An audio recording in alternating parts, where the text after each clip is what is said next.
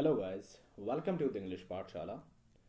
आज के इस वीडियो सेशन में हम पढ़ने वाले हैं रॉबर्ट फ्रॉस्ट द्वारा लिखी हुई एक बहुत ही शानदार पोएम जिसका नाम है डस्ट ऑफ स्नो। इस पोएम को रॉबर्ट फ्रॉस्ट ने बहुत ही शॉर्ट एंड स्वीट वे में लिखा है। इस पोएम के माध्यम से रॉबर्ट फ्रॉस्ट एक बहुत ही इम्पोर्टेंट और डीप मीनिंग देते हैं। तो बिना किसी देरी के हम स्टार्ट करते हैं इस पोएम को पढ़ना। Dust of snow.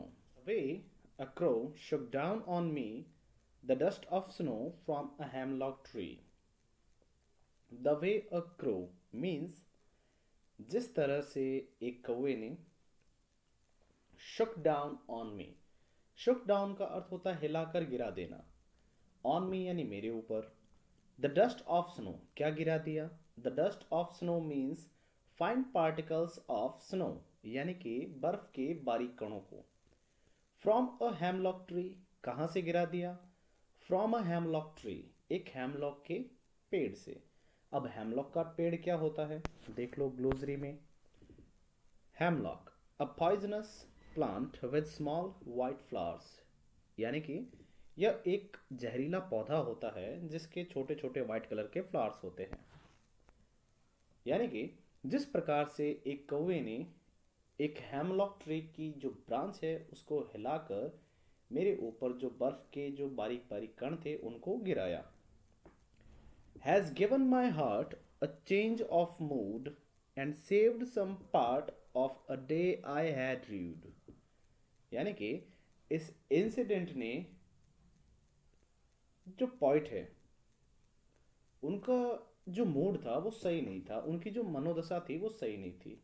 और इस इंसिडेंट ने, कौन सा इंसिडेंट? वही इंसिडेंट कि जिस तरह से एक कौवे ने उनके ऊपर जो बर्फ के कण थे हेमलॉक ट्री की एक ब्रांच को हिलाकर उनके ऊपर गिराया। इस इंसिडेंट ने क्या किया? जो पॉइंट हैं उनकी मनोदशा में क्या कर दिया? परिवर्तन कर दिया, यानी उनके मूड को चेंज कर दिया। And saved some part of a day I had rued. उस दिन के शेष हिस्से को बचा लिया जो मैं ऐसे ही क्या है रिग्रेट करते हुए क्या है बिताने वाला था।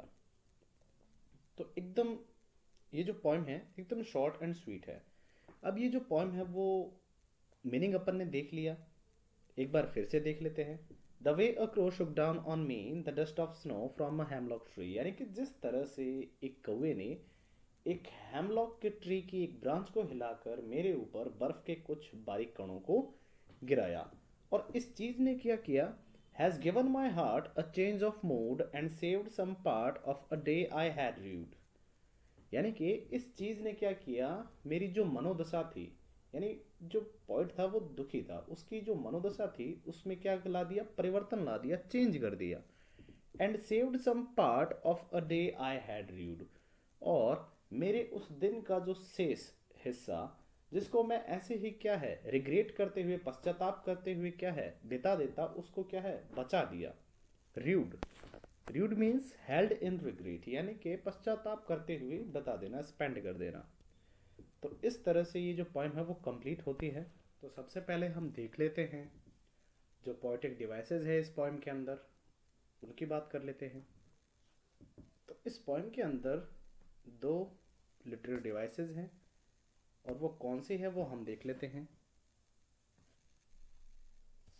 तो सबसे पहले हम बात करें तो इस पोएम में जो पोएटिक डिवाइस है वो है एजोनेंस, वो इस जगह पर है। अब एजोनेंस क्या होता है? एजोनेंस में क्या होता है? जो वाउल साउंड्स होता है उसका रिपीटेशन होता है। तो देख लीजिए यहाँ पे जो ओ साउंड है उसका क्या है, बार बार रिपीटेशन हो रहा है, तो इसको बोलते हैं हम एजोनेंस। और दूसरी जो डिवाइस है इसमें वो है ये एलिट्रेशन। एलिट्रेशन क्या होता है? जो कॉन्सोनेंट साउंड होता है उसका क्या है, कॉन्स्टेंटली रिपीटेशन होता है। तो देख लीजिए यहाँ पे जो एस साउंड है उसका क्या है, रिपीटेशन हो रहा है, तो इसको बोल देंगे हम एलिट्रेशन। ये तो हो गई बात पोएटिक डिवाइसेस की। तो इस पोएम में जो राइमिंग स्कीम है उसकी बात कर लेते हैं। तो राइमिंग स्कीम क्या होती है देखो। तो राइमिंग स्कीम इसमें है जैसे अपन जो फर्स्ट लाइन है इसका जो लास्ट साउंड है वो है क्रो। अब इस सिमिलर इस क्रो को हम दे देते हैं ए। तो क्रो का जो सिमिलर साउंड है उसको हम ए साउंड देंगे। तो दूसरी लाइन पे आते हैं हम। इसमें साउंड है मी का साउंड है, इस ये डिफरेंट साउंड है तो इसको दे देते हैं बी।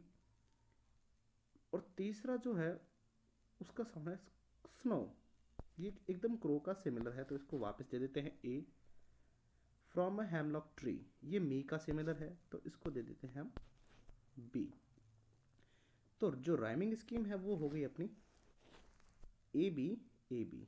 उसके बाद में हम बात करते हैं नेक्स्ट स्टेंजा पर, हार्ट, इसको हम दे देते हैं वापस सी, ये डिफरेंट है। और इसमें है मूड, इसको दे देते हैं हम डी। हार्ट और पार्ट ये सिमिलर साउंड है, इसको दे देते हैं हम सी। मूड और र्यूड ये सिमिलर साउंड है, इसको हम दे देते हैं डी। तो इस तरह से हम बोल सकते हैं कि ये जो पोएम है उसकी जो राइमिंग स्कीम है वो है ए बी, या फिर इसको हम सी डी भी मान सकते हैं। ये इस पोएम की राइमिंग स्कीम होगी। ये जो वीडियो है वो आपको बहुत ज़्यादा पसंद आया होगा, तो प्लीज़ इस वीडियो को पूरा देखें एंड तक, और इसको अपने दोस्तों और क्लासमेट के साथ में शेयर करें ताकि इस चैनल को ग्रो करने में थोड़ी हेल्प मिल सके। थैंक्स।